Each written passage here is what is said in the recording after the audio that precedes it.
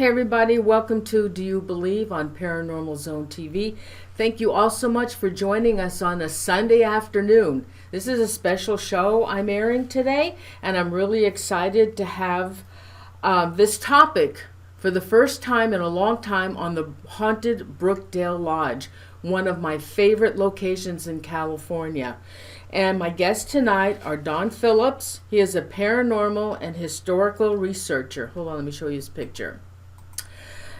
He is a filmmaker from the UK with Raven Media Productions. His website is www.americansupernatural.com, and his YouTube channel is Don Phillips.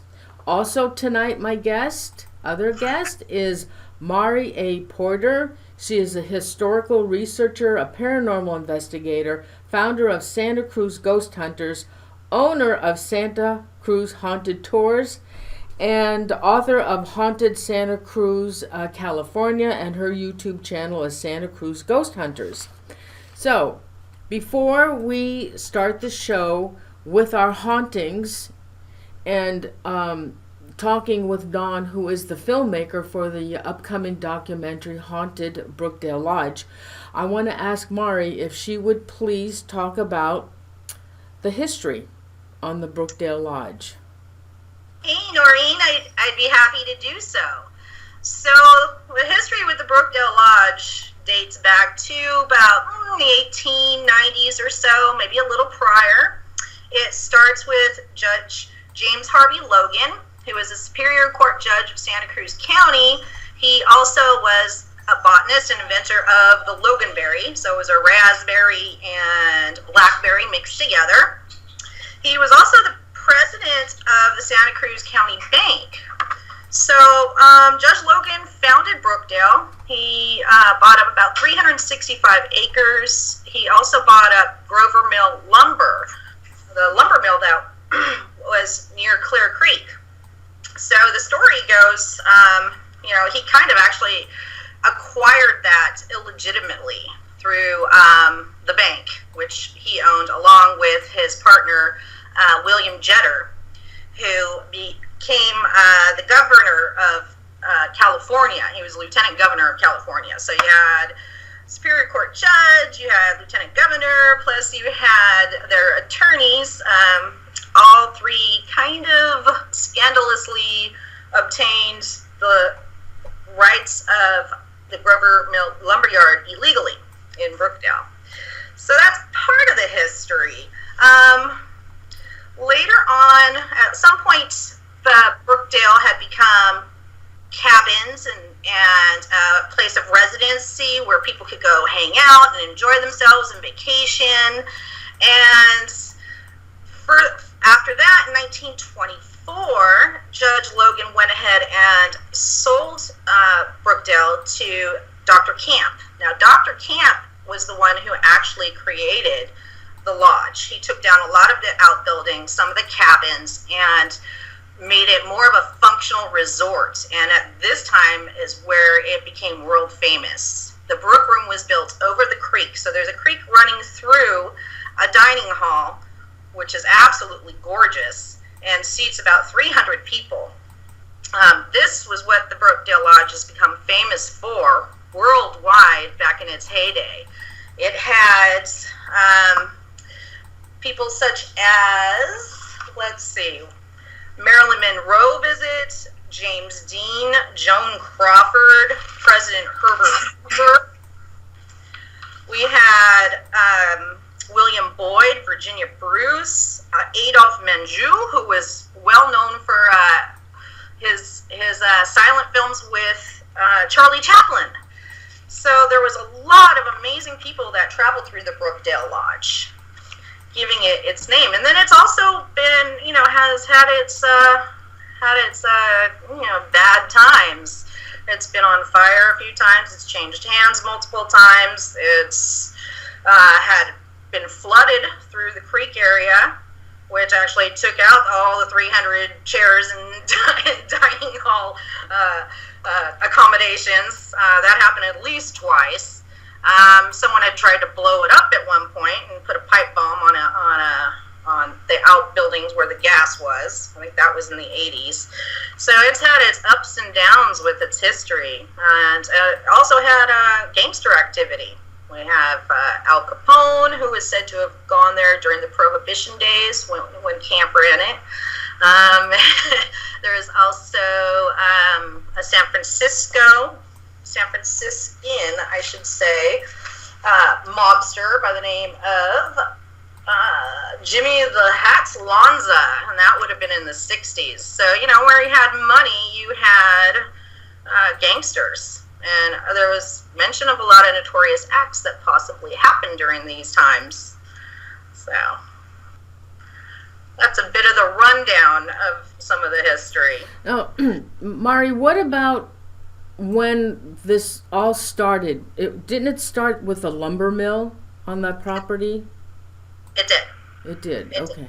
did. Yes. Can you go from there? Went to the lumber mill. Who owned it right after the lumber mill had it? So,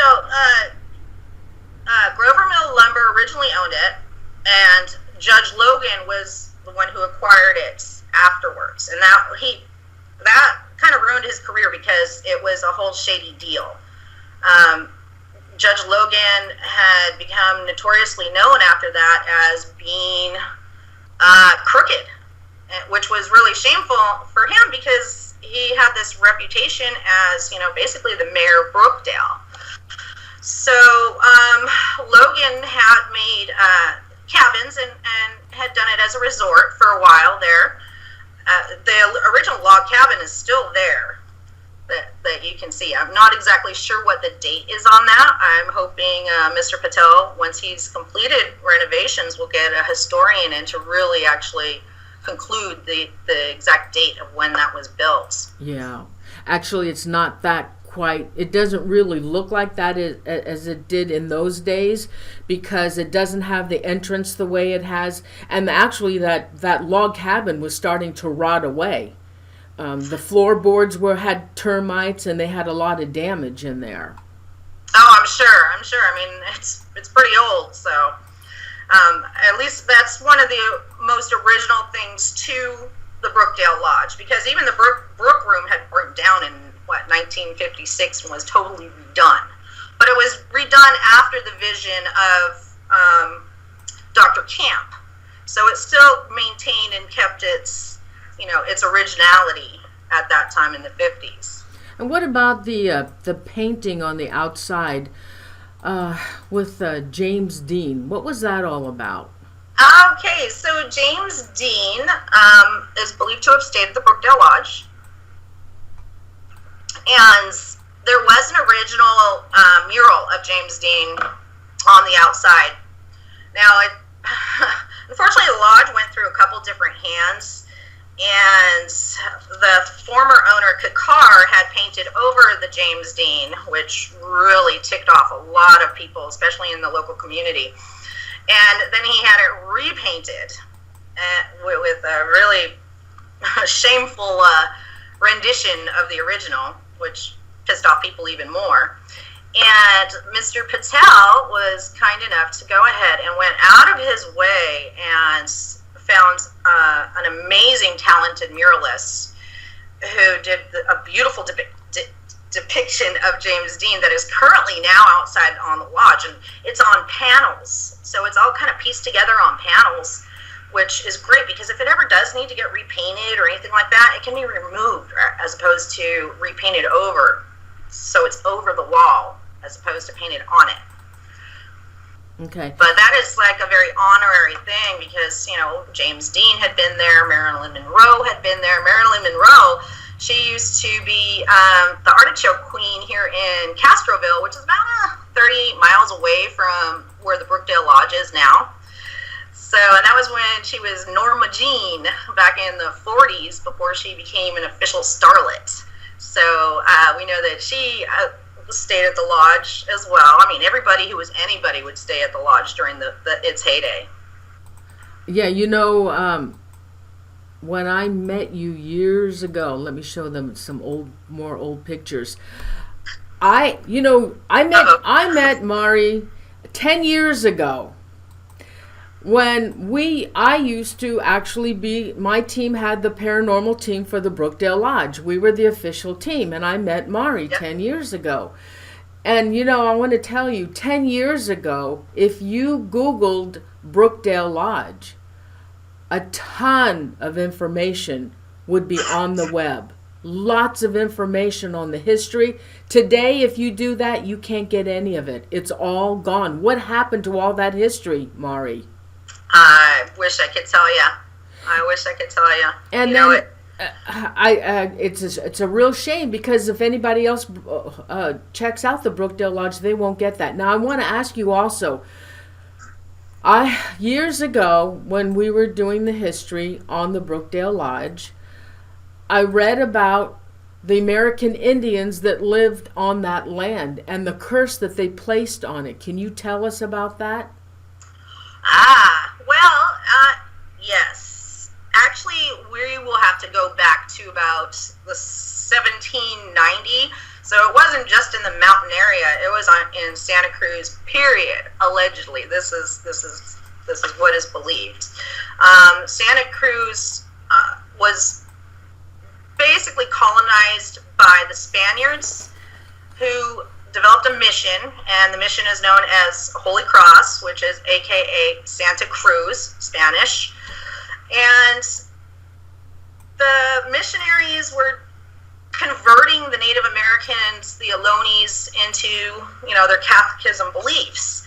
Well, unfortunately, what they ended up doing was causing great harm to the Native population. One father in particular, Father Quintana, went ahead and he was brutalizing the Native Americans. He was whipping them with a wire tip whip. Women were getting raped.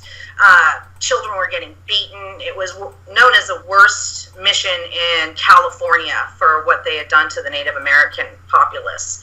And women stopped bearing children. They were getting sick. The population died out. So the legend has it that a Native American woman who was at the Mission Santa Cruz they had decided to retaliate, and they ended up killing Father Quintana, even crushing his nuts in his bed, maybe so he would not populate on the other side, who knows.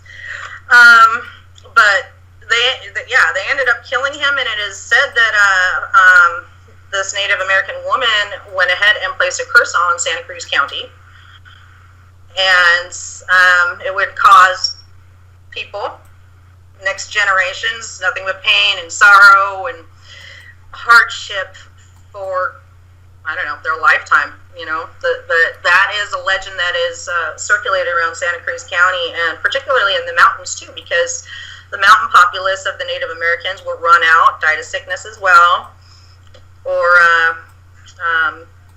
just basically brutalized. So, and they had the lumber mills come in too, which, that population died out. All right. Now, also, can you tell the viewers about the mermaid room? Okay, first of all, you know what I'm going to do? I'm going to show them the picture. There's an old picture of what the mermaid room used to look like. So while you're talking, I'm going to show them some pictures of the mermaid room. So tell them about that. Okay, so the mermaid room, let's go back to about 1950s. Barney Moreau had hired the Brookdale Lodge. He was the new owner, and he made it like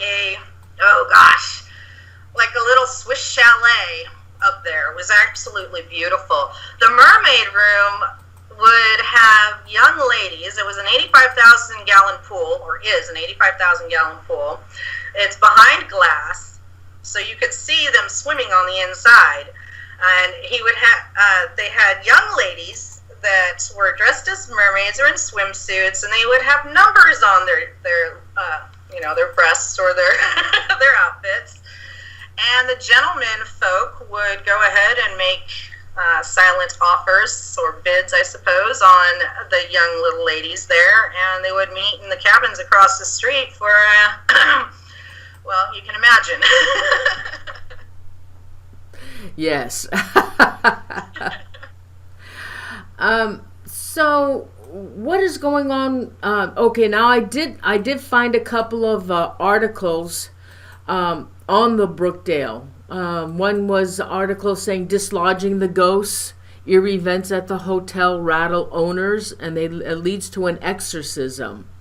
Do you know about when that happened? An exorcism? Yeah, Ken Gilbert, actually the daughter who was Gilbert's daughter was the owner, and he was also a San Francisco policeman, and my husband knew him. And she was the bartender there, and I guess they had an exorcism done at the hotel, at the lodge. Well, I did hear of this. Yeah, I believe there is an article on it. Brookdale Lodge was being notarized, yes, back then for ghostly spirits. I can't say for sure if they actually had an exorcism. I do know that there was concerns that maybe there should be one done. You also had people playing with Ouija boards, too, at the Brookdale Lodge, which, we all know as paranormal investigators is not such a great idea. But, yeah, the Gilberts really, it was interesting because, yes, like you said, he was a police officer, and it even rattled him what was going on at the lodge at the time.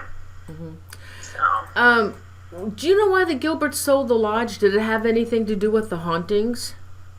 I don't believe it had anything to do with the hauntings. I can't say for sure, because I know he loved the lodge. He really did. I think it might have been due to financial matters, but that's just opinion, not fact. All right. Now tell the viewers the story also about Sarah.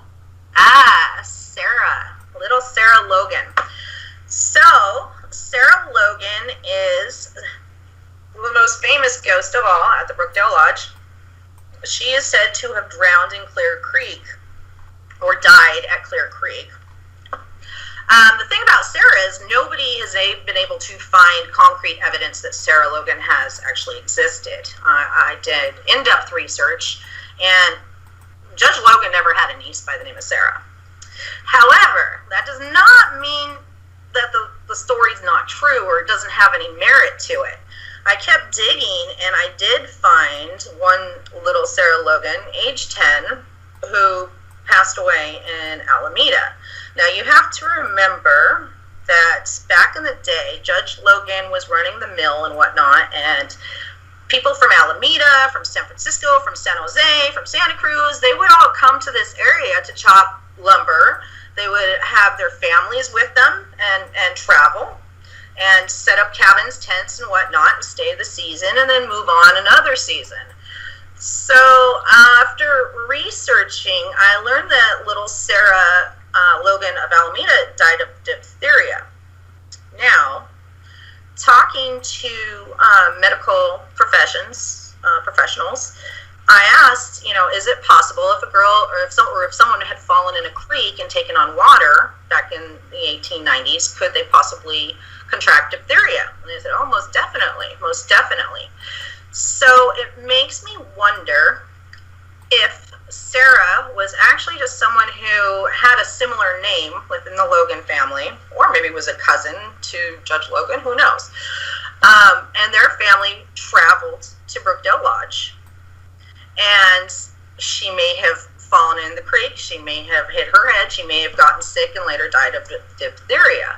Now, you might ask, okay, well, what does that really have to do with Judge Logan? Well, Judge Logan has ties to Alameda. So, and when he retired, he settled in Alameda. Also, the Brookdale Lodge has a street right next to it that goes to behind the lodge that is Alameda Street. So we have a lot of things that are tied together that makes it's a plausible theory. But yes, this young lady haunts the Brookdale Lodge. There's been multiple investigators, just like yourself, Noreen, who have heard the little voice of Sarah Logan. I remember way back in the day, there's been stories of the young girl who she used to go in the bathroom and she would play with the toilet paper and it rattled down all the way to the floor, scaring unsuspecting patrons. Also, there was bartenders. They had where the glasses go up top above the bar, and all of a sudden, the glasses would, in one particular row, would just start shooting off and crashing to the bar and busting or onto the floor, and there was no reason for it. So it was believed that Sarah was standing on there and just tink, tink, tink, tink. So, yes, and I even had an encounter with what I believe, or whom I believe to have been little Sarah Logan, too, back in the day. So. Okay. Now, may I tell you a little something? Can I tell you a story? Dawn and Mari, would you mind? I didn't tell this to Don when I told him. Actually, I introduced Don to you, Mari. He said, Noreen, do you have any good haunted locations in California? And I said, oh, let me think. And I said, oh yeah. I said, the Brookdale Lodge, Don, it's amazing. I've been there so many times. So I hooked Don up with Mari. But I didn't, and I told Don about some of my experiences at the Brookdale Lodge. But this one thing in particular, and I don't know if to this day it still has any effect on what's happening at the Brookdale Lodge. I do know somebody else went there and did a paranormal investigation, and they had posted on their website that the lodge the Brookdale, the Brook Room, it needs to have an exorcism done on it, and the ghosts need to be cleared away. That's what she's saying. But anyway, this is what happened. This young fellow found he found me because I had a paranormal TV. It was ParanormalZoneTV, and we were live because we did live investigations at historic locations. And like I said, we were the paranormal team for the Brookdale Lodge. And he found us, and he had contacted me, and he said, I want to be a part of your team. And he was a techie, and he worked in San Francisco. He worked a lot with technology and lighting and cameras. And I asked the team, I said, would you mind if he joined the team? And they said, no. But he didn't know anything about paranormal investigating. So we allowed him to come with us, and we were going to train him, of all places, the Brookdale Lodge, which was a big mistake. So he came with us, and he brought some equipment, and let me show this picture. It's the log cabin. It's part of the log cabin here. It's part of on the kind of outskirts of the Brookdale Lodge, but it is connected by a doorway. And so I said, okay, so I want you to go into this area here. We're going to do EVP work, and we're going to use the K2 meter and the whole works, So, excuse me, so he went in there, and he started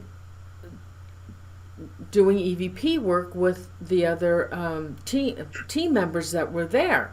And John Heyer, who was our techie, he was taking care of the techie part, and I think Mari, and he had the computer, and he was making sure the broadcast was up and going. So, and I wasn't in the room at the time. I had already done an EVP session, and there actually is a spirit there that hates me. His name is Vince, and he hates me. He's an Italian. He's part of the mob, but he does not like me. So I left the room, and Michael went in there with the team members, and oh my God. And then he was doing EVP work, and he came out of the room screaming. And I said, oh my God, what happened? And the team members came out, and they said, his family has something to do with the lodge, with the Brookdale Lodge. And we couldn't get the whole story out of him, but he said, they're going to kill us. They're going to come after us and kill us. I said, what are you talking about? He said, they contacted a spirit that was there and said, I'm going to kill your uncle. And he went hysterical. And so when he came running out, he fell to the floor and he grabbed one of my team members' legs, screaming, "You've got to help me, you've got to help me." And I said, "Oh my God, okay." I said, "Calm down, Michael. Go upstairs." We used to use the top up there that where they used to have the bar that overlooked the Brook Room. So we set all our equipment up there. And I said, "Michael, you go up there and just relax. Just take a deep breath and relax. John is up there." And so we were talking among ourselves, but we still had the show airing in the lodge room there. And then I get a call from John. He said, "Noreen, you got to get up here. He's doing some kind of a ritual up here." I said, "What?" He said, "Get up here. He's lighting candles. He's doing some kind of a ritual." So I said, "Oh my God." So I ran up there and I said, "Michael, what are you doing?" He had all these candles lit out. They were all lit up and he was saying stuff. I don't know what he was doing. I said, Michael, you put those candles out now. Get your stuff up and put it away." He goes, "I want to go home right now. I want to go home. You've got to take me home." So I said, "Okay, Michael." So we finished up the show and we helped him gather all his stuff up, and we started to walk down the steps. And I said, "Okay, Michael." So some of the team members were already at the bottom of the steps, and my husband was down there. He had the camera, and so Michael started walking down those steps, and he got to the second step, and oh my God, he fell to the floor. And we all got scared because all I could think of is a lawsuit. No, really, that's all I could think of. Oh my God, he's going to sue us, because you see, his mother is a pagan. She's a witch, and she did not want him to come to the Brookdale Lodge. Oh, lovely. And I thought, we were scared. I thought, oh my God. And he said, "You need to drive me home now." And we had to go all the way into San Francisco, which was an hour away, to drive him home. Now, after this was all over with, our next visit to the Brookdale was completely different. We started seeing black images, dark entities, and getting more negativity than we ever did before. That never happened. And whatever it is he did, or if maybe the mom put some kind of a curse on the place, I don't know. But it was never the same. So I don't know if you experienced any of that or found any more negativity than it had previously in the previous years.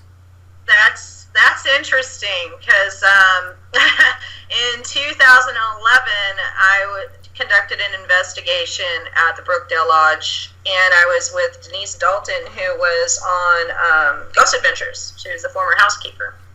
And she took me to a cabin across the street, number 7. And upstairs on the subfloor of number 7 was a ritualistic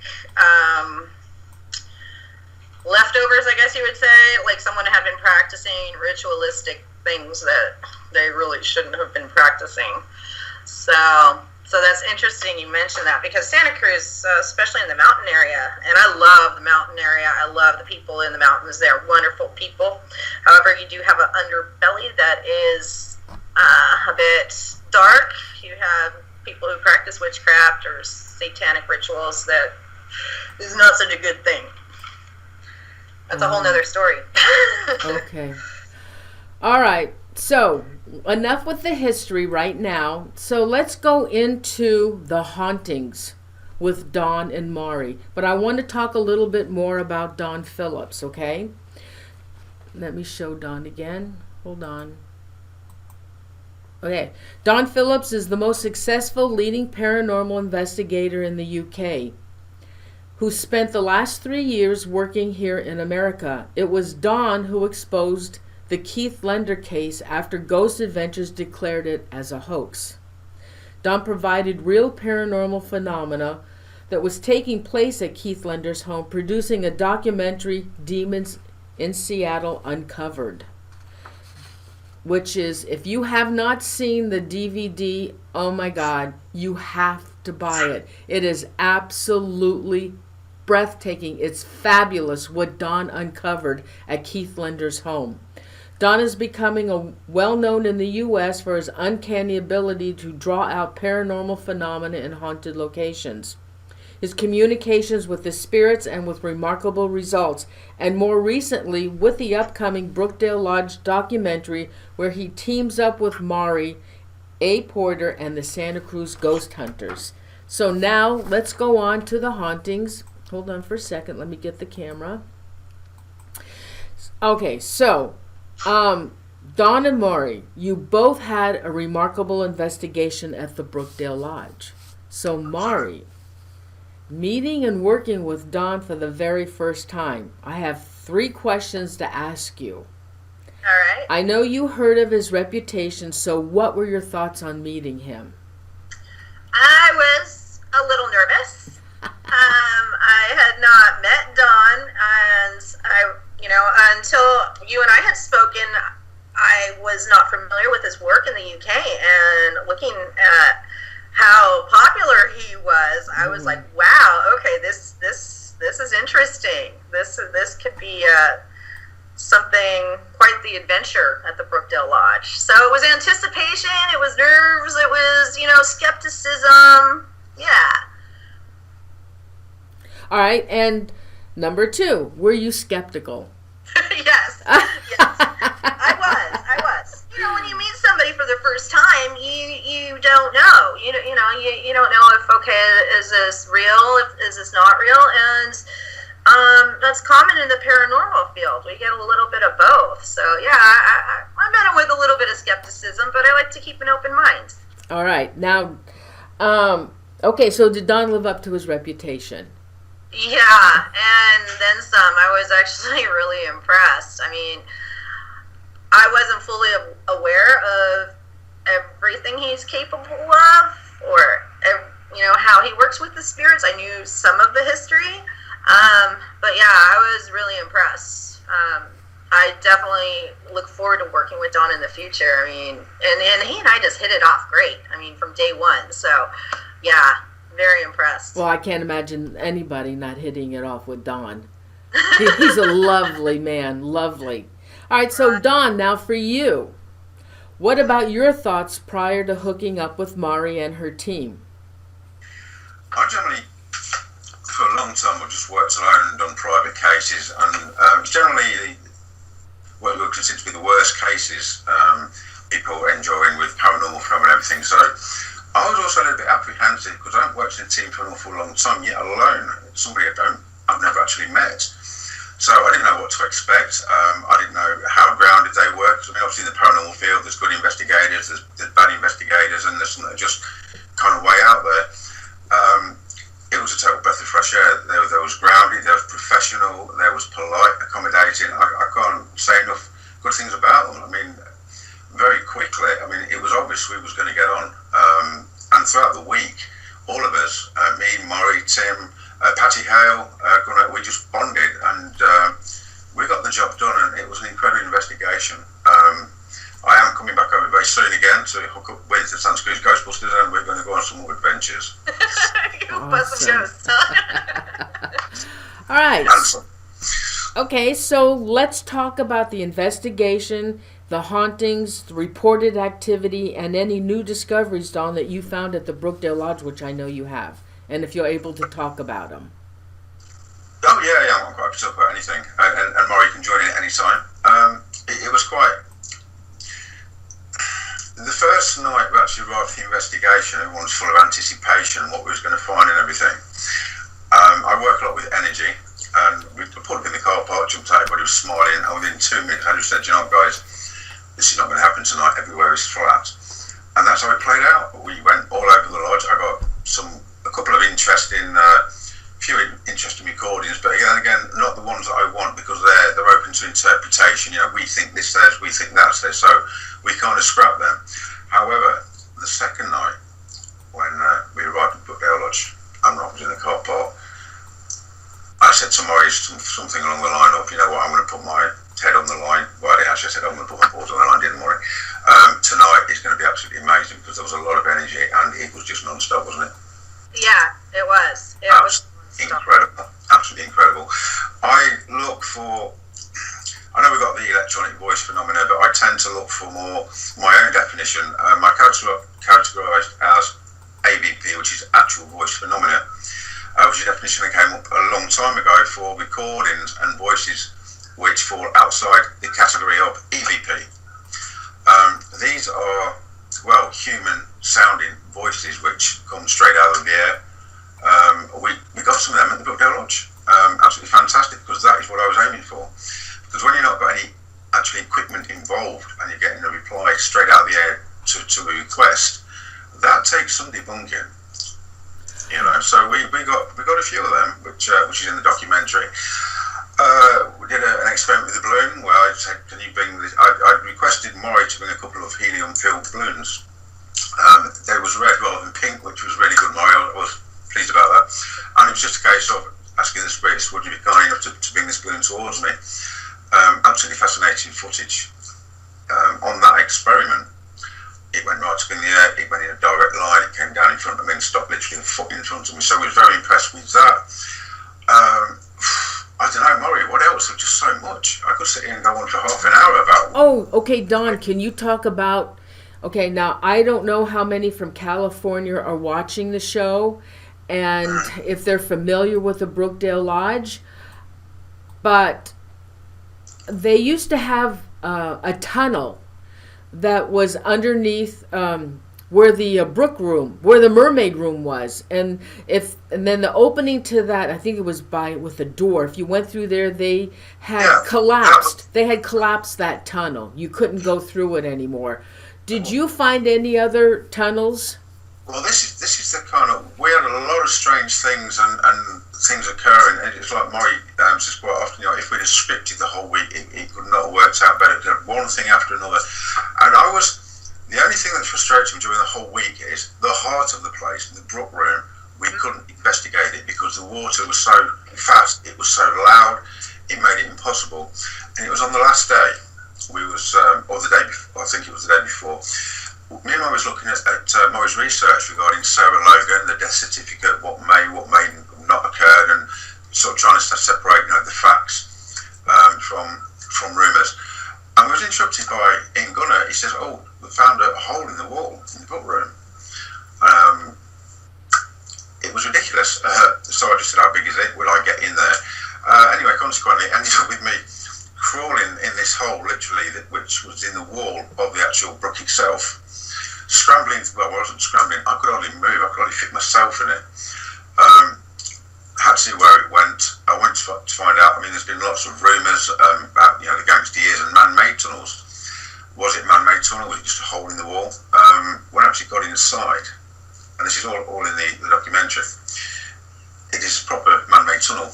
Unfortunately, it collapsed at the far end, so I couldn't get any further.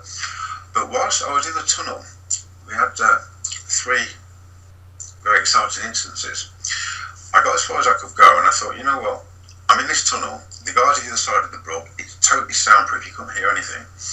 So I struggled. It was that tight. I struggled to get my recorder out, and I said, I was talking, and I said to the camera, you know, this seems like an ideal opportunity to see if we can get a spirit to reply, because at the end of the day, I'm in a bloody tunnel, you know. So I sort of said, "Is anybody here?" I talked about Sarah Logan and everything. I took a recording, and it's absolutely beautiful and crystal clear.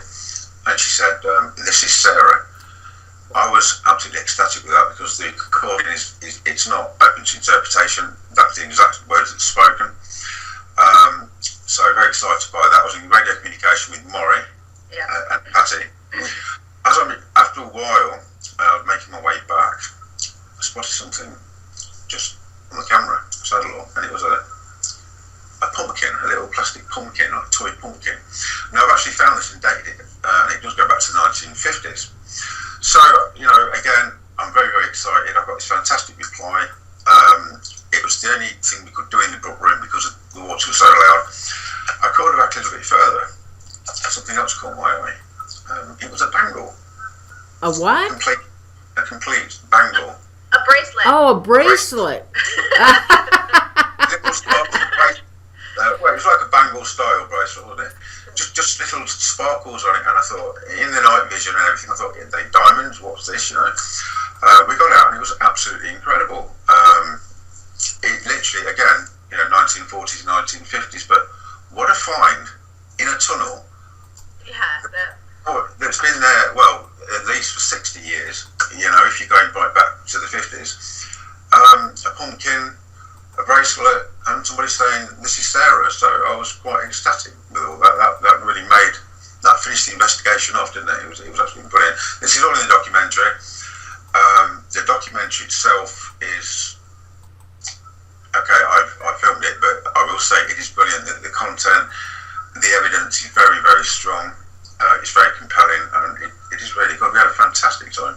We did. Okay, wait a minute. Now, when you got an EVP and it said Sarah, did you try to communicate any more with her to find out more about her? I did take quite often when you get a loud, clear reply, because it is difficult for them, and if there's not a great deal of energy, you can spend another 5-6 minutes and get nothing but shh or something that's breaking up. So I did try a couple of recordings after that, which were unsuccessful. I mean, to be honest, when you actually see the footage where I am at the time, how limited my movement is, I'm literally, the top is scraping my back, that's how tight it was. I decided it was time to just get out of there, because it was very claustrophobic and it was very uncomfortable. So I didn't hang around in there any longer than what was necessary.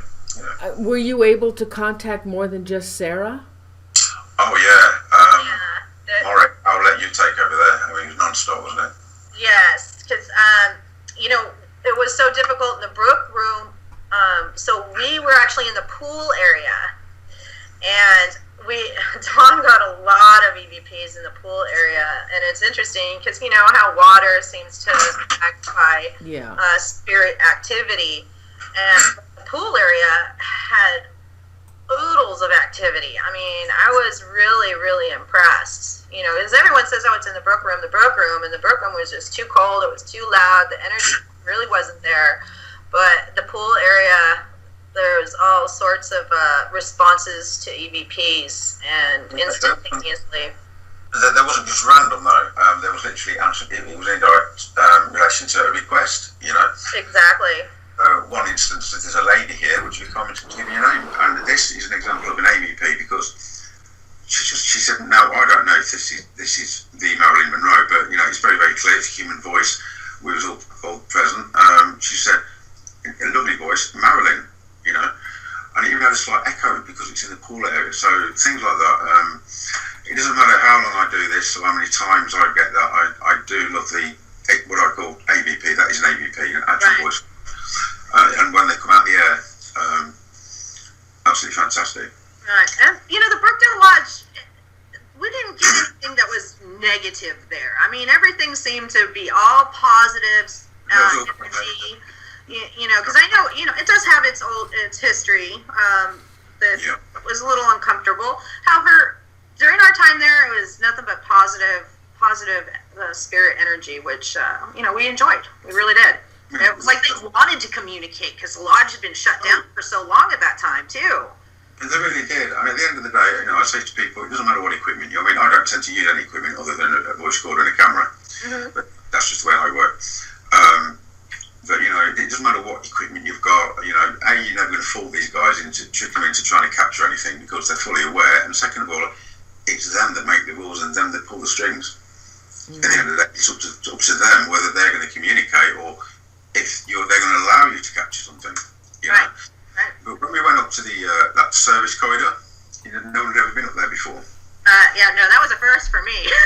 That was amazing. There was a cigarette machine there for the 1950s. Probably James Dean used to get his cigarettes out there. I don't know, but it was like a time capsule. I went to this little side part, and we was all there, but you was quite a little distance from me as well, you guys. 10 feet. You all clearly see what was going on. So I'm going to take a recording and ask a question. Mm-hmm. I think I said something like, there's somebody here, would you be kind enough to give me your name or something? And this absolute golden reply came back, which Tim even heard, and he was in another room. He just said, I don't think this one are going to like it. Oh yeah, that one was super clear. Oh yeah, I remember that one. That one had me going, Everybody's going, and Tim said, I heard that. I was in the other room. So them kind of responses, they take some denying. I'm skeptical. When it comes to paranormal, it's a strange world, and there's a lot of strange people in that strange world. There's good investigators and bad investigators, and everybody's making claims. But when you get something that's so precise, captured, played back instantly on the spot, not come back a day later, look, we played it through the laptop, we've enhanced it, this is what we think it says. These were just on the replies, either coming straight out of the air or straight off the recorder as it was actually taken. I think evidence-wise, that's the most compelling type. Right. Recordings that have not been enhanced, not been altered in any way. Exactly. It is as it is. Yeah. The other thing too we were dealing with was the battery situation. Oh, that was crazy. That was crazy. All the batteries were getting sucked dry. I just happen to have one there. I mean, that's the size of the batteries, and that's not even the extra large one. I mean, these were brand new batteries, and we had one evening that they were just draining in 2 minutes. The mic packs drained, the batteries went, the lights went. Even the news team guy, the news crew. Yeah, his battery went. Well, yeah. It's like that, wasn't it? Right? He said that never happened to him before. Yes, I mean, Brookdale Lodge haunted, absolutely. Fascinating place. I couldn't have been with a better team, to be honest with you. So, did you, so then you never at one time felt that you had any negativity, any kind of a negative experience? Not in the time I was there. There was nothing even suggestive of that. No, there was nothing suggestive. Nothing at the lodge. No, nothing said unpleasant. We were there for a week. So. Yeah, that wasn't the original plan though. We got 3 locations to do, but so busy and active was the lodge. Yeah, you couldn't do the lodge in 1 or 2 nights. No way. It became all about the lodge. So yeah, and I'm glad it worked out that way because it was a lot of fun. It really was. Okay, so then, anything else you want to say about the Brookdale Lodge? Well, I could talk all night about the Brookdale Lodge. Yeah. Anything that you really want to tell? Otherwise, tell them where they can get the. Okay, I'm showing them, Don. I'm showing them a cover picture of your website, and you have a series that you're going to be starting soon. Well, effectively, I've kind of started it, but I mean, I guess the Brookdale Lodge documentary, the Keith Linder one was on there, but the Keith Linder one was never actually meant to be a documentary. It's just something that I put together out of footage that just took off consumer cameras while we were there. It was never meant to be a documentary, but I stitched it together because it was so good. The evidence that we captured turned out well. So the first one mainly is, it's going to be the Brookdale Lodge. I'm going over very, very shortly. I'm going to shoot another 2 or 3 documentaries. They're all part of the Uncovered series, so you've got Brookdale Lodge Uncovered or whatever else we do, Uncovered. And when I say uncovered, I mean uncovered because, we see a lot of stuff on TV where investigators have gone in and, sometimes it's not that compelling. So we like to go and get into the mystery as deep as, dig as deep as what we can, and just, it's not shot in a normal TV format way, is it, Maury? No. It is very lively. There's nothing rehearsed. We don't not a stage or anything. It's literally on the fly as it happens. It's a different format to bring to the viewer, something that they can actually believe they know is real, what they're actually watching. Something exciting. So the series is going to be good. www.americansupernatural.com. And that's where they'll be able to buy the documentary on the Brookdale Lodge as well? Well, possibly eventually. At the moment, it's been pitched, because obviously something like this, I put a lot of time and effort into this documentary. It is a fantastic documentary, so we're trying to get it interest from the networks at the moment before we decide anything else which we're going to take. So that's where I'm aiming everything at to start with. Oh, yeah. That's a good idea. Hopefully somebody will pick that up. That would be awesome. I I'm sure. I mean, they haven't done anything on the Brookdale Lodge in years. It was what in the 70s, maybe, Mari, that they had that show with oh God, Lloyd Arrowback and Yes. Martin. I forget her. Ann Martin. Ann Martin has passed away, yeah. but they were all the time airing shows with the two of them at the Brookdale Lodge. There's one documentary I saw from way back where there's a team went in there and they were trying to identify why people were seeing things and different fields and testing the water to see if that could cause hallucinogenics and things like that. I don't know if you've seen that. Have you seen that one, Maury? Oh yeah, I did, and I think that is a similar show. I'm not if that might have been with Lloyd as well. They went in very skeptical, thinking they were going to find reasons for this, rational reasons for that. And They were trying to rationalize it, and were unable to do so. So yeah, I mean the lodge has a long history of the hauntings. It really does. And I think that story's not done yet. Okay. Anything else on the Brookdale Lodge? Because I have something else to ask you. The rooms are available to rent now. Those out there who are listeners or watching would like to rent a room at the Brookdale Lodge, you can. The Brook Room is still currently closed down, but the bar is open.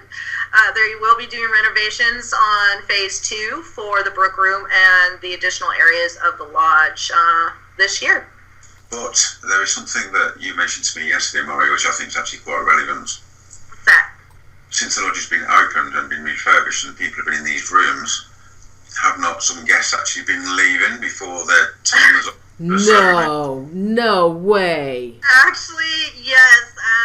I had spoken to some employees who just nonchalantly we were talking about the hauntings at the lodge, and yeah, I guess there have been guests that have left rather hastily, complaining that there's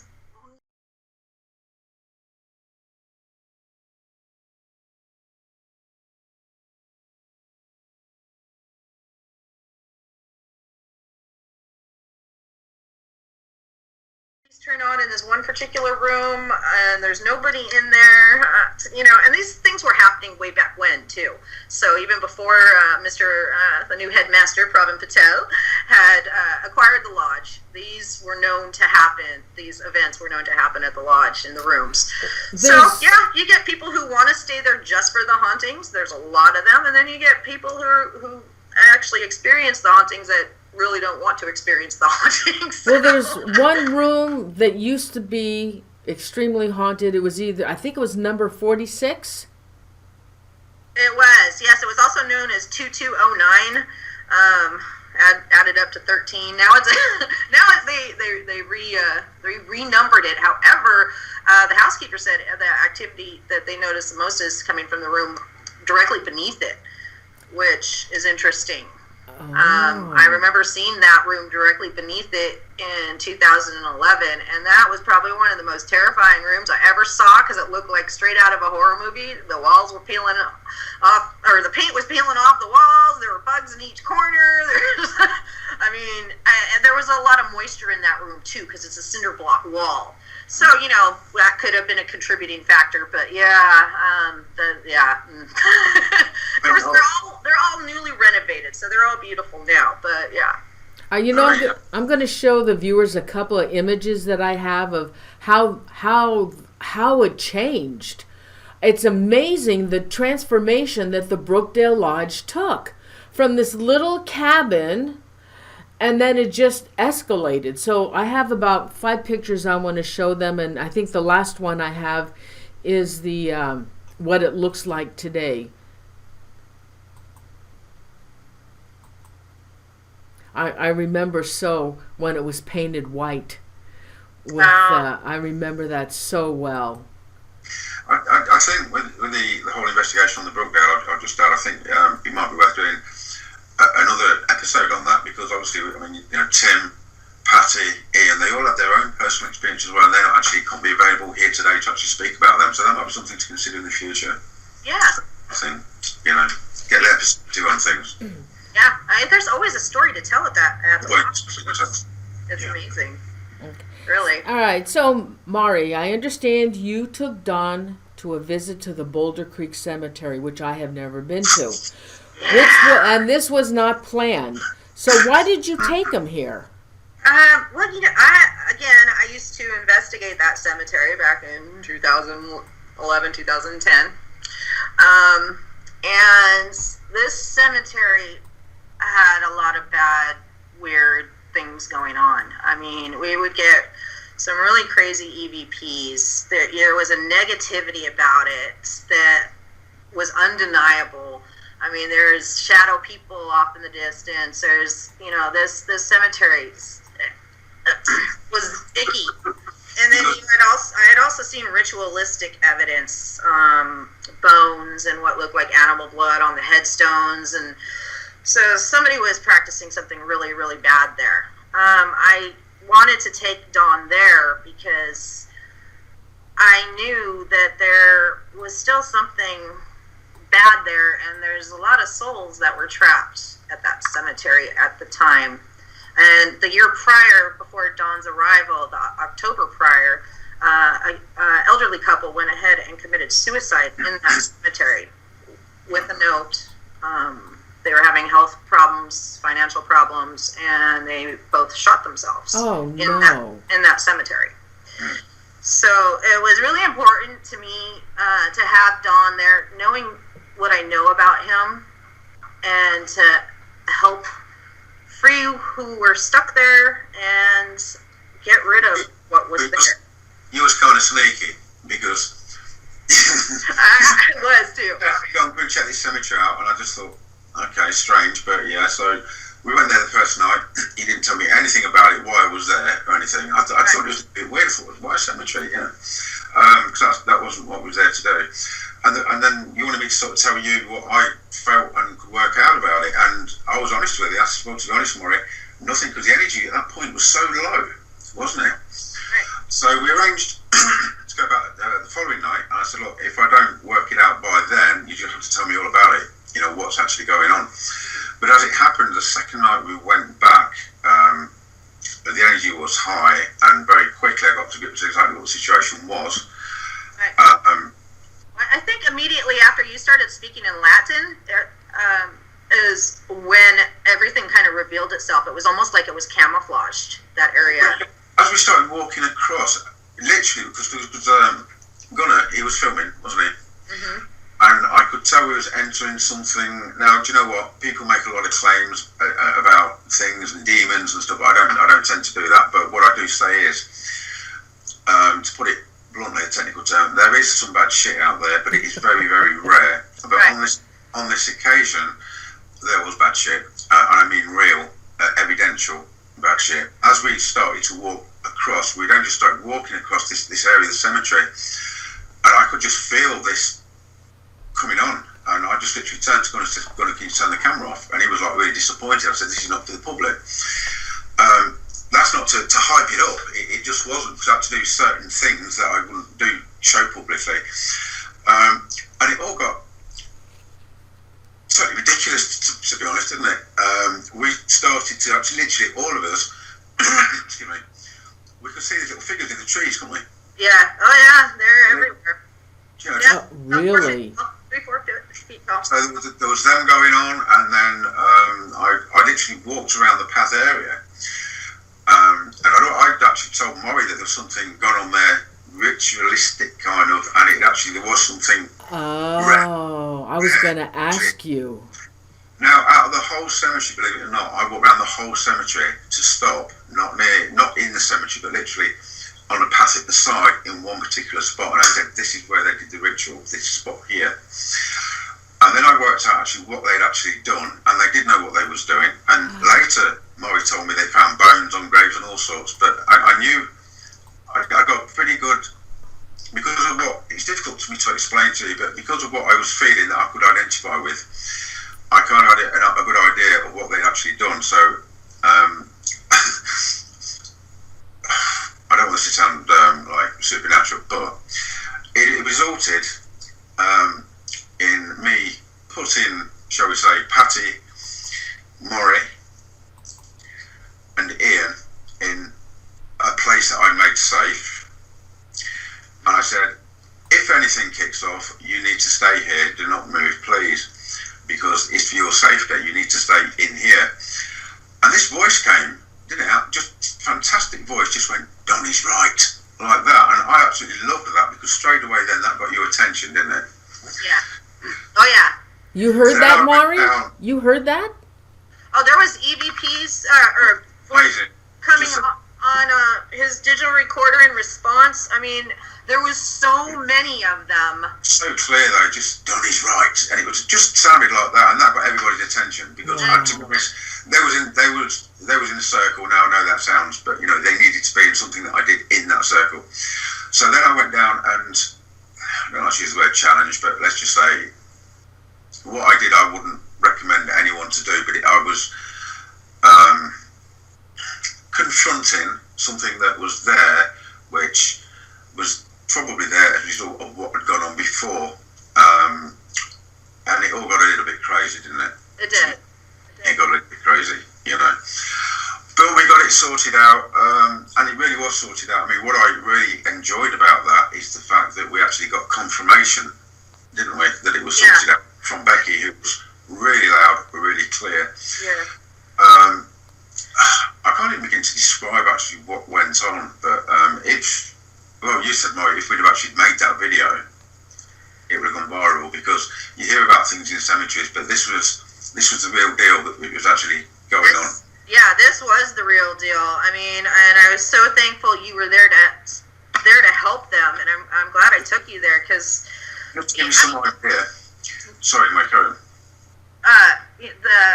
The EVPs we were getting to, Noreen, I mean, well, you'd hear "help me," and Dawn would ask, "Well, who's here?" and the devil, and I mean, it was oh my gosh! I don't. That's just a lot. Sometimes that's a reaction. I mean, you say, people say, "Oh my God, it's Satan, or it's the devil." You know what? I'm sure the devil. Understand what that's all about, but we understand that. Gosh, it would have been awesome if you shared your EVPs with us. The viewers would have loved to have heard that. There's a lot of stuff I don't put out, to be honest, because when you do that, then it sort of makes people ask questions, and it's questions you may not necessarily want to answer and tell the story about. But to give you some indication that how real this was, and this peasant, how bad this peasant was, it basically resulted in me going up a little bit down the track and more or less nearly throwing up, didn't it? Yeah. That was part of what I was doing. But Noreen, we did this on Easter Sunday, the night of the Holy Trinity. Oh, dear. So we were there till about, definitely after midnight, I'll tell you that. Oh my gosh. Now, did you pick out that cemetery because you had heard about past things that were happening at that cemetery, or knowing you being a paranormal investigator, you just wanted to go there because it was a cemetery? Well, I had heard things about that cemetery. I had no idea the magnitude of what I was dealing with when I first started investigating that cemetery. And I was definitely, at that time, way too inexperienced to confront something of that magnitude, what was going on. So bringing Dawn there was definitely huge for everyone involved. Let's just put it. Because it wasn't a case of suggestion, it was actually happening, wasn't it, what was going on there? Earlier I did mention Becky, I made reference to Becky. A lot of people won't know who Becky is. Becky is literally, she's a spirit person that that's been with me for many, many years. Now some people say, oh, I've got a spirit guide and everything. I don't do that. She's a friend. We are close, and she's helped me on lots and lots of investigations. But the point to this is, Becky has also substantiated herself and been heard even talking out of the air with the people that I work with in the parapsychological organisations, scientific people and everything, which is a huge deal. Well, you heard it, didn't you? You've heard Becky. I heard her. You heard? Us that night, that's for sure. Oh my gosh, you heard Becky? You heard Becky? Oh, I want Becky to talk to me, Dawn. Come on. She actually spoke straight out of the air at the cemetery. I'm not going to say what she said, but didn't she? Oh yeah. Which was fantastic. Wow. Yeah, it's a rare kind of relationship, but the fact that she's been able to prove that she's real rather than me just making claims scientifically, is absolutely fantastic. And I really wanted Maury to hear Becky, because that's something else she'd heard before I came over, And it was indeed when we effectively had to do a kind of ritual kind of thing to undo the other ritual kind of thing. I don't want to make it sound woo-woo, but that's basically what we had to do, wasn't it, Maury? Yeah, exactly. Yeah, I know. I was there. I think guys hanging around for about an extra hour and a half until I got a loud confirmation from Becky that it was successful, and we got that big star, didn't we? Yeah. She just bellowed it out, and then I just said, "Okay, guys, we can go home." Maury just went, "Wow." Yeah, and it's so much lighter there. I mean, it still has a weird energy, but it's nothing like it was. I mean, the following days I went there, and the birds are chirping. There is sun shining through the trees. I mean, it had a different ambience. The thing is, when you deal with things like that, you've got to have the knowledge to know how to deal with things like that. Yeah.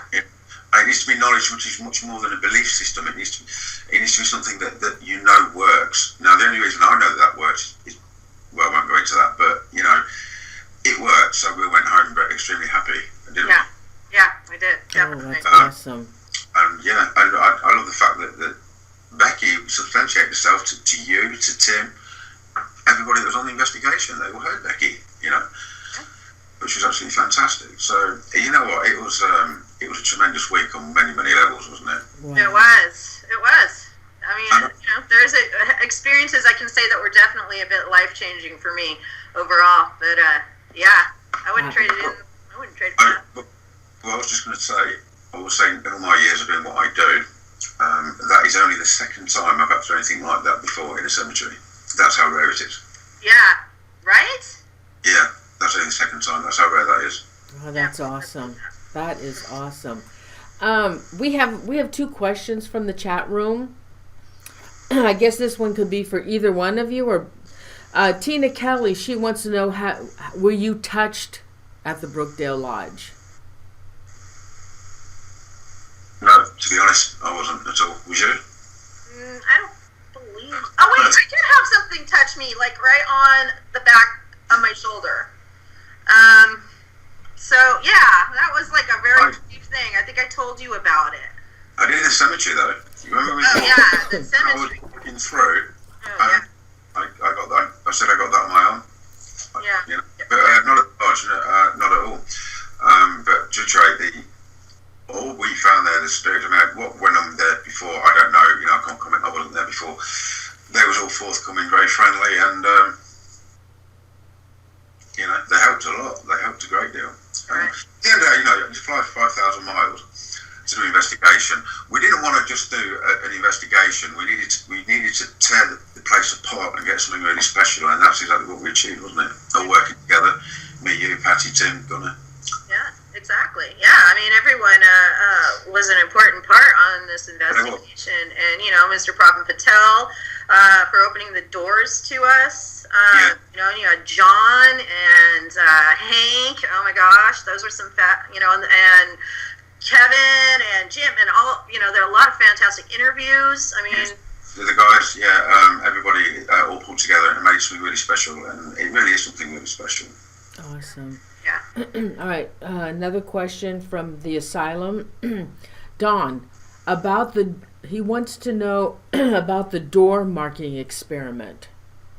About the what, sorry? The door marking experiment? The door marking experiment, can you elaborate slightly? That's what his question is. Did you do anything like that with Keith Linder or something? Door marking experiments? Door marking experiment. No, I can't relate to that at the moment. Have you ever heard of anything like that? The door marking experiment? No. I mean, is that an experiment that me or Steve Mears supposed to conducted? Or? Okay. Well, he also asked, Don, how long were you in the cemetery before you got a response from Becky? Becky only responded, well, she responded when I wanted her to, basically, when we asked that question. It was so strong that we couldn't hear diddly, to be honest. I was approached by one person, wasn't I? The recorders was just blank, wasn't they? There was nothing. It was like something was covering it. This guy basically turned and says, really phonely, "Oh, hello, I'm such and such," and I could feel the energy, and I just, well, I wasn't very kind, was I? I just said basically, "No, you're not," or something, piss off, because he actually wasn't. He was pretending to be this helpful spirit. Yeah. And I could tell. That's so weird because it was, his thing, he said, "My name is Evan," or something like that. So, my name is Evan. And it was really clear. And I said, "No, it's not, piss off." Yeah. It wasn't, because I could feel, I'm very, very susceptible to energy, and, it feels totally different. So if somebody comes up and says, "Oh, I'm Evan," and it doesn't feel particularly good, that's not somebody called Evan. It was masking itself. No. Yeah, but to answer the question, Becky, generally it was at the end when it was all sorted. When I addressed Becky, she spoke out of the air once, really loud, really clear, and twice on the recorder. But the last one, on the actual final confirmation, "Becky, is it sorted? Can you confirm that?" She bellowed it out, and it was absolutely loud and crystal clear, wasn't it, Maureen? Yes. It was brilliant. So that's as we can go home. So. Now you got a lot of EVPs outside the cemetery too, which was interesting. It was. But you'll be hearing a lot more from Becky this year anyway, because I really need to showcase Becky a lot more. Yeah, you should. You really should. Well, there's some brilliant examples of Becky talking on YouTube, which are undeniable, But as we get spread out further afield with documentaries and things, a lot of people that are not aware of Becky, or even don't believe the stuff about Becky, will sort of come to realise that sometimes rare things do happen. Right, exactly. Wow, awesome. Is that all you guys have to say now about the cemetery and the Brookdale Lodge? Anything else? I'm good. I guess. I would just like to thank Maury and her team for being absolutely fantastic, and also Mr. Patel. He was so accommodating. He allowed us to do the. Sorry, I'm getting cold. I've got my window open. Allowed us to obviously investigate the lodge, which was a huge deal, much appreciated. And the hotel, the Solaris Hotel, he sort of let us have a room. Oh yes. Some accommodation there. So the whole week and everybody involved in that week was absolutely marvellous. Yes, they were. And I'd like to thank you, Don, for coming out and taking me on an adventure. We joined in together. That was amazing. And meeting Patty, she's an amazing person. And we had Ian Gunner there as well. Loved him. And, of course, Tim. And a big shout out to Mr. Pravin Patel for making it all happen. Okay. I look forward to I've got now, when I want to hook up with you guys again in a few weeks, I've got to travel 5,000 miles to do that. You need to be closer. Right.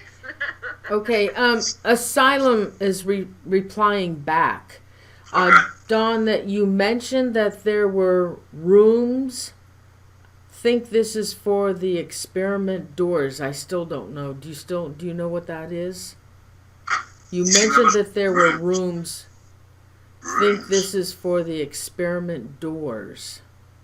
Are we talking about the Brookdale Lodge? Or are we talking about the Brookdale Lodge, I guess.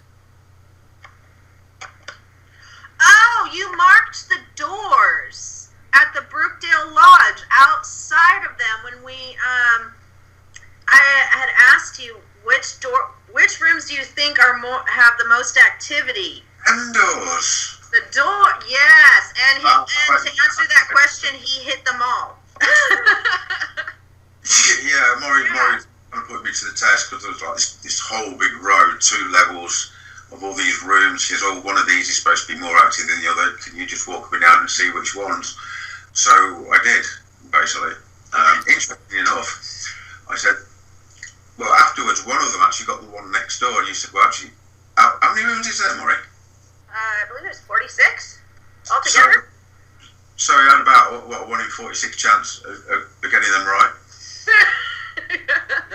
Did pretty good. But the ones on the other side, you got those too. So, and yeah,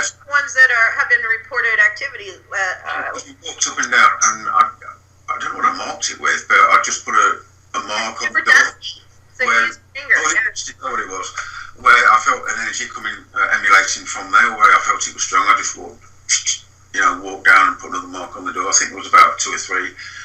And then I found the strongest one, which was at the end. And we kind of picked that. So that I relate to door experiment. I was just okay. Well, I'm glad we got that straightened out. Now, there is a viewer. She uses Ethel Mertz, and Mari, she wants to know: do you feel a presence behind you? Do I what? Do you feel a presence behind you? Right now? Yeah. Oh, they're always around me, one way or another. All right, and we have a question. Carolina Rame, she wants to know, for both of you, what was the best or scariest experience you ever had?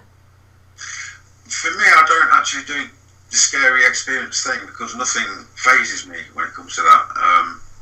So that you'll have to answer that. I suppose for you it'd be somewhere in the cemetery, wouldn't it?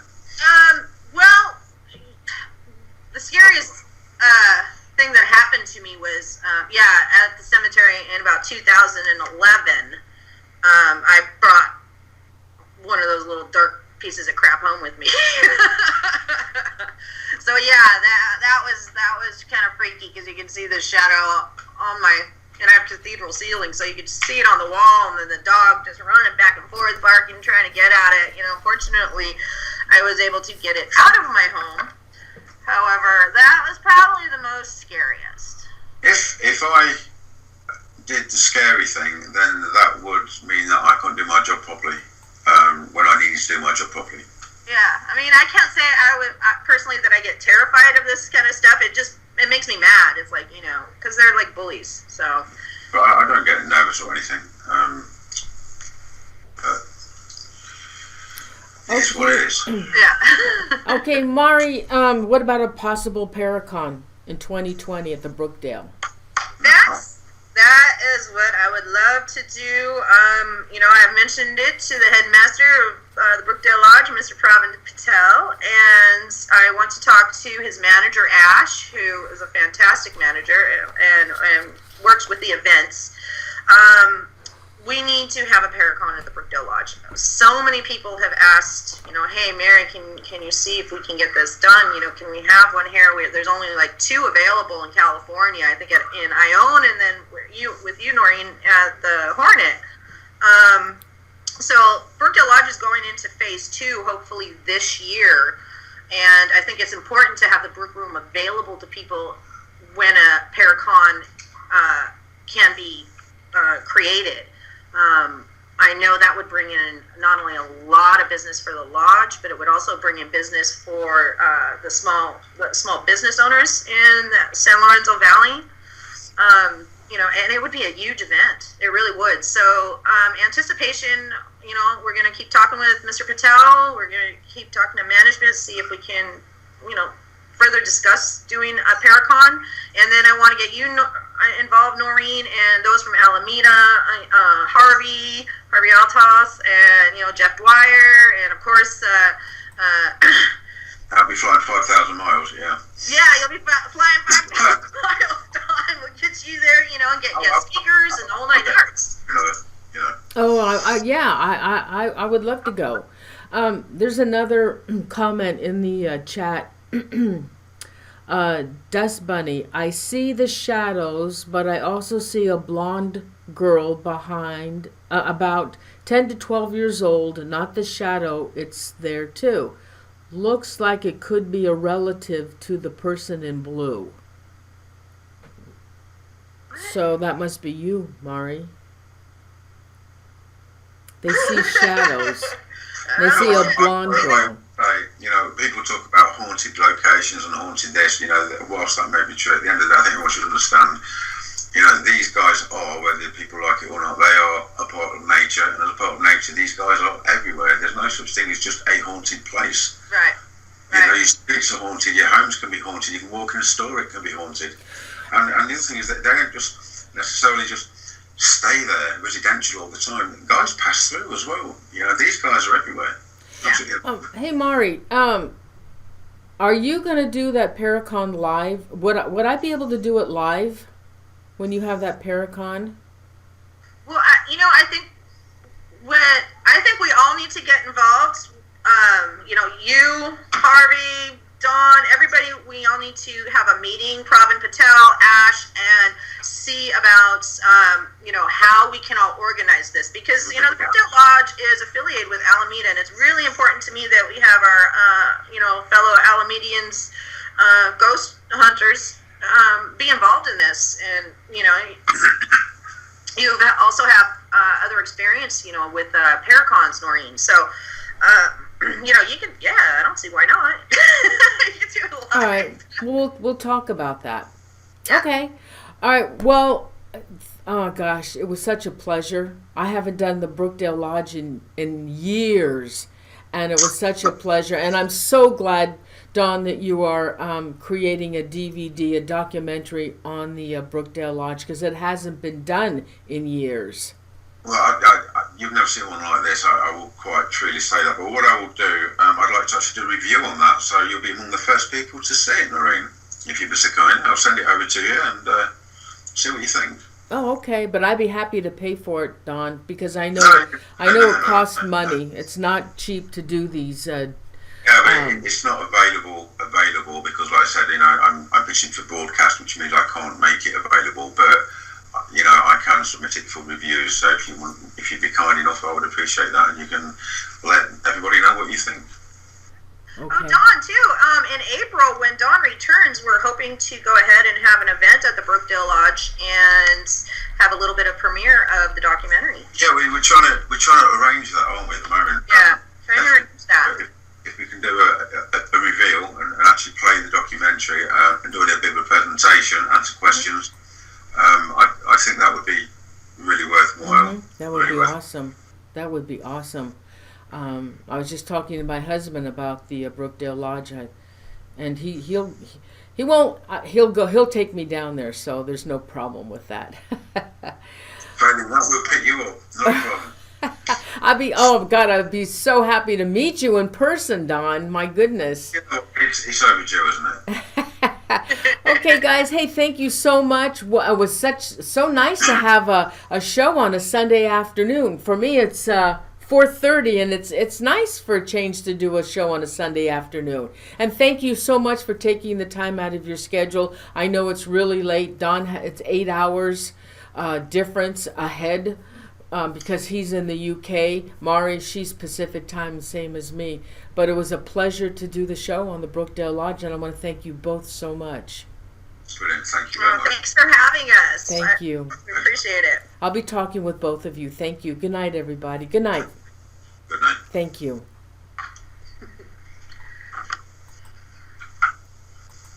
I need this here. Are you off? We're off air, right? Yep. I don't know. Okay, well, I hope you enjoyed that show. I've been involved with the Brookdale Lodge for so many years, and it's just something dear to my heart, the Brookdale Lodge. It is extremely haunted, and if I'm going down there, I would love to do a live show if I can, even if I have to do it on my phone. I can stream off my phone. I'll do that. So don't forget, thank you so much for joining us on a Sunday afternoon. Thank you so much to Royce. Poor dear, he wasn't feeling well, and he's there always for me. Always. I can always count on my Royce. Please continue to send your prayers and positive energy to Royce. And also Cassandra, 50. She is now I made her a mod for the show. Royce can't do everything by himself, and he needs help. And so Cassandra, I hope you don't mind that I made you a mod. Thanks everyone again for being here. Have a great Sunday. Tomorrow is a holiday, Martin Luther King. I don't know how many of you have it off, but have a great weekend. So let me do some shout outs. Okay, let's do some shout outs. Let me see if I can go back here. So Carolyn Rame, Mark Burchetti, it's nice seeing you. Chippa Terry, hi honey. Tammy Heitzman, hello. Dust Bunny, some of you I haven't seen for a while. Paranormal Emanator, Nord, oh my gosh, Deutschland, 1:30 a.m. there. Awesome. Maria H. Andrew Cox. Hi, Andrew. Let's see, who else? I know we had a nice crowd today. Leonora Morano. I got Des Bunny. Okay, who else wants a shout out? We had almost 100 people, so who? Haunted. Yay, Haunted.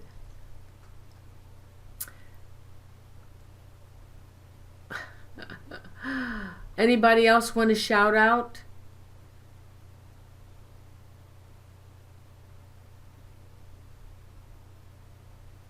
Let's see. Anybody else want to shout out?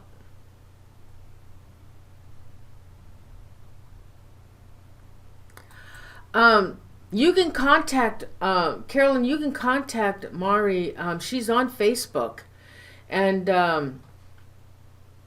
she has a YouTube channel too on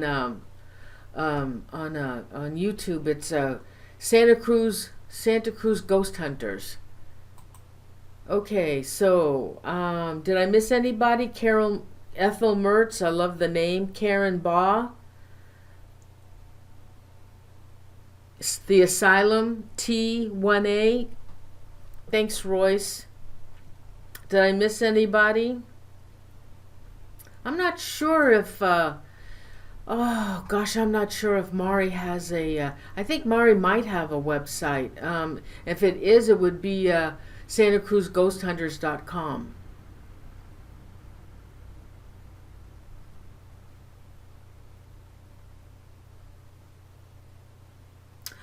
Andrew's sister, let's see. Andrew's sister has another operation, the last one for her cancer. Please send your prayers to Andrew's sister, everyone. Armin Adams, yes, Andrew's been around for the last 3 years with us. Tina Kelly. Anybody else? I'm glad you like the show. Oh, okay, so what's coming up? Okay, oh, thank you, Cassandra. Okay, January 31st, Dave Spinks. And I already have the event up on my front page. Let's see. Graham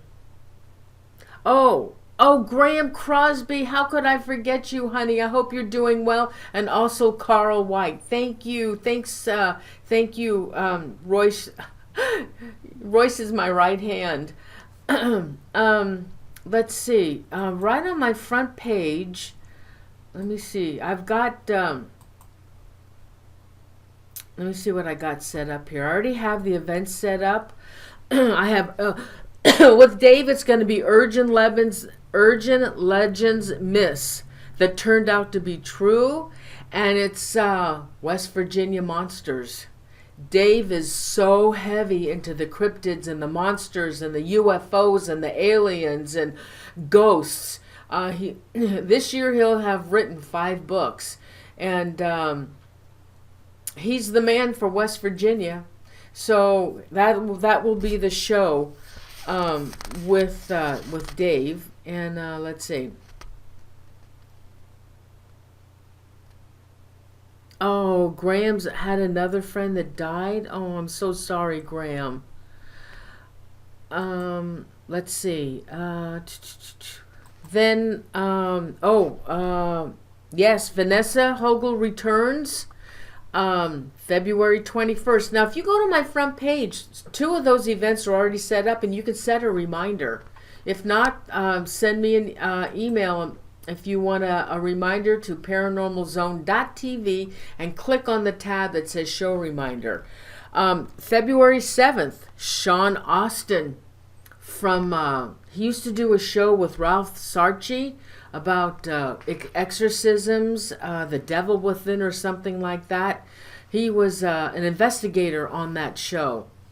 And he's going to talk about demons and what's happened and the demonic entities that are connected to his paranormal investigating. So that'll be good. Sherry K. Montalbano, there you go.